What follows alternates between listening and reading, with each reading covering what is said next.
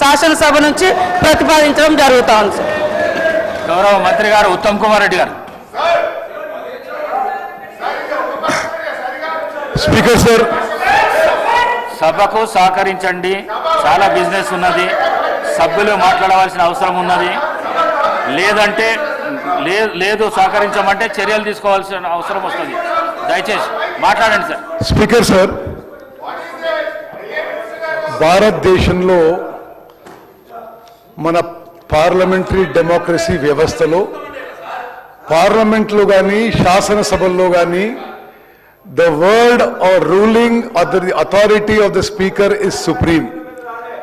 దాన్ని క్వశ్చన్ చేయడానికి ఎవరికీ అధికారం లేదు. ఈ సాంప్రదాయంతోనే భారతదేశంలో మన పార్లమెంట్ వ్యవస్థ కానీ మన అసెంబ్లీలు నడుస్తున్నాయి. మరి ఈరోజు ఉదయం శాసనసభలో జరిగిన తీరు చాలా దురదృష్టకరం. నేను తీవ్రంగా ఖండిస్తున్నాను. మరి ఒక దళిత కమ్యూనిటీని చెందిన ఒక సీనియర్ నాయకుడు స్పీకర్ హోదాలో ఉన్నప్పుడు వారిపై ఒక అహంకార ధోరణితో అదేవిధంగా కొంత ఇన్సల్ట్ చేసే విధంగా ఏ మెంబర్ మాట్లాడినా అది సహించరాదని చెప్పి మనం చేస్తున్నాను. మీకు నేను గత శాసనసభ గురించి గుర్తు చేస్తాను స్పీకర్ గారు.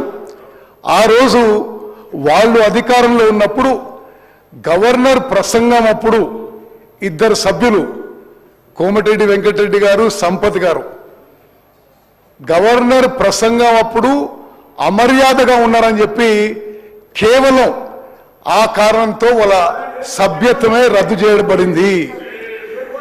నేను అదేవిధంగా పార్లమెంట్లో కూడా నేను పార్లమెంట్ ఎథిక్స్ కమిటీ మెంబర్ ఉంటిని.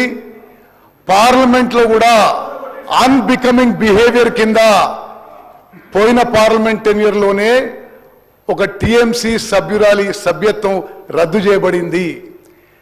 ఈరోజు ఉదయం ఇది చాలా బాధాకరమైన విషయం. ఇట్స్ అన్ ఎక్స్ట్రీమ్లీ అన్ఫార్చునేట్ విషయం. ఏకవచనంతో మిమ్మల్ని ఉద్దేశించి మాట్లాడుతూ అదేవిధంగా మీకు ఏం అధికారం ఉంది, మిమ్మల్ని ఒక స్పీకర్ వ్యవస్థని, ఒక శాసనసభ వ్యవస్థని, ఒక పార్లమెంటరీ డెమోక్రసీ వ్యవస్థని ఇన్సల్ట్ చేసే విధంగా, అవహేళన చేసే విధంగా మాట్లాడిన వారిపై కఠిన చర్యలు తీసుకోవాలని చెప్పి అదేవిధంగా మరి చర్యలు తీసుకుంటూ ఈ విషయాన్ని అసెంబ్లీ ఎథిక్స్ కమిటీకి రెఫర్ చేసి ఫర్దర్ యాక్షన్లో ప్రొసీడ్ కావాలని చెప్పి నేను సవినయంగా మనవి చేస్తున్నాను అధ్యక్ష.